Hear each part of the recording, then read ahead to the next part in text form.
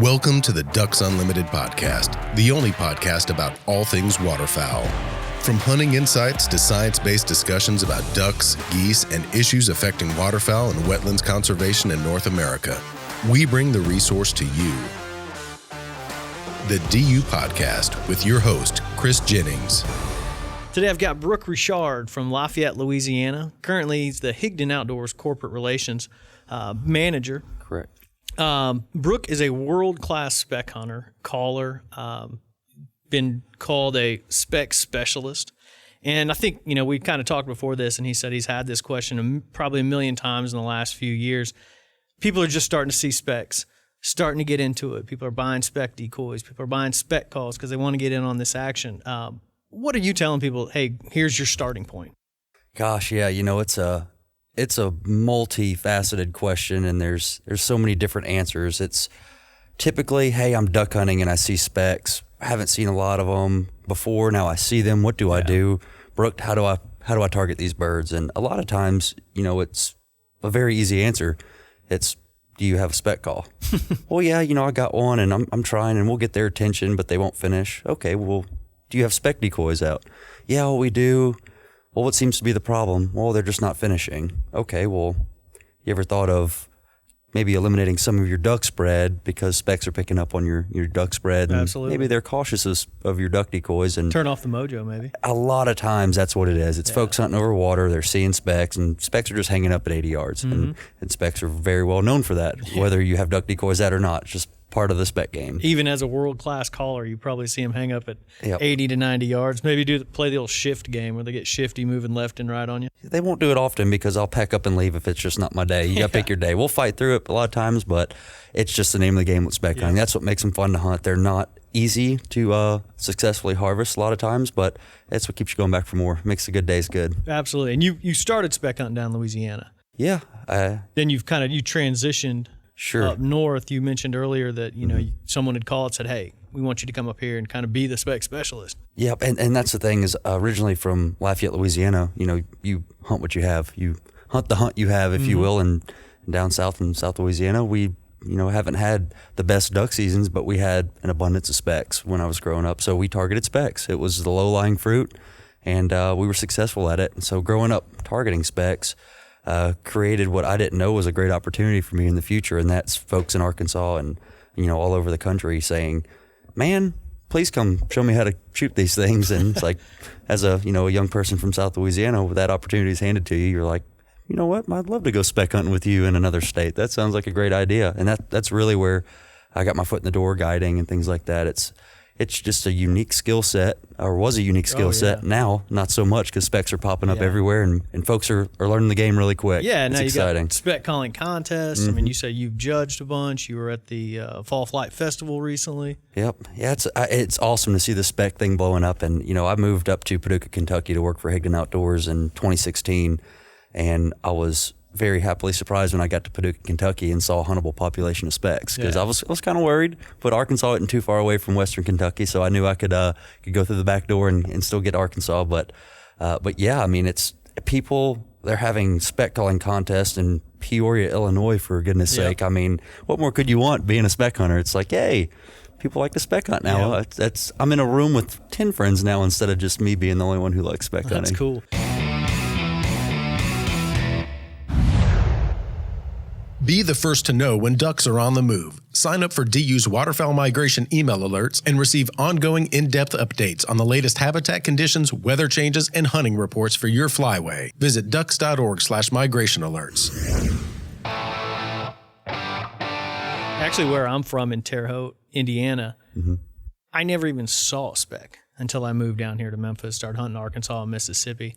And now I've got buddies up there who are buying speck decoys. So those birds are definitely shifting around and giving people more opportunities, which really opens the door, for Higdon and for you to really get out there and talk about specks and talk about, speck calls. And so that's one thing I want to focus on.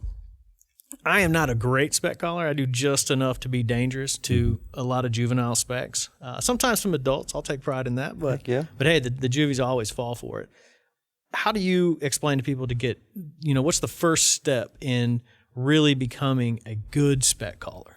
And that's a double-edged sword too, because Speck hunting is unique in the way that I tell people all the time, they listen like mallards should, and they finish like snow geese, but you can work them a lot like Canada geese. Yep. And more particularly with that being said, the Canada goose reference is more like cacklers, if you will. You can call these birds very aggressive all the way to the ground, but you've still got to have 25% more calling, if you will, on the corners like you would a duck or Canadas, because that's the difference in shooting into a flock of specks at 10 yards or 50. And you can make mistakes. You don't have to hit every note with a speck call. I've heard you say that before, that, if you're just rolling along, you're really getting into it. You can make a couple of mistakes and just keep going. Yeah, and that's kind of, what I kind of set this statement up for up until this point is it's sustained calling. A lot like hunting small Canada geese, cacklers, you're calling them to the ground. So when people ask me, how can I improve my calling to harvest more specks and finish specks a little better or get their attention a little better, learn how to blow a speck call for 5 minutes straight. Yep. And then whenever you've blown your speck call for 5 minutes straight, if you haven't passed out yet, be able to do something different that you hadn't done in that 5 minutes. And that is how you successfully harvest specks. That's the name of the game. You're just letting a little bit of rope out at a time, and you're letting them do what they're going to do. Just like snow geese, they're big swings. They swing out far on their last pass.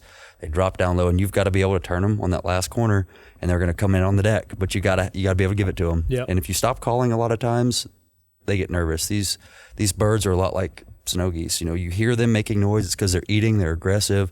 They're telling other geese to get away from them. When they get quiet, something's going on. Yeah. So a lot of people who are new to speck calling will call them like mallards or even big Canadas. They'll call them on the corners and they'll stop. And then the first thing you'll see that speck do is look down like, whoa, where's it coming from? Yeah. Something's making me nervous. So sustained calling is highly recommended. It works for me very well, that style of calling. And then just becoming proficient in making different speck noises, be able to change your amount of volume, be able to get a little quieter when you need to, be able to get louder when you need to, and have more tricks in your bag. And they have kind of a little bit of a growl. Yeah, just a little murmur. It's almost like a Canada goose. You kind of, it's like a little buzz. Really get it. Yep, that's right. Yeah, and that's all it is there's no reference really. And when I teach people how to blow a speck call, I relate, hail calls in a duck call to maybe yodels on a speck call.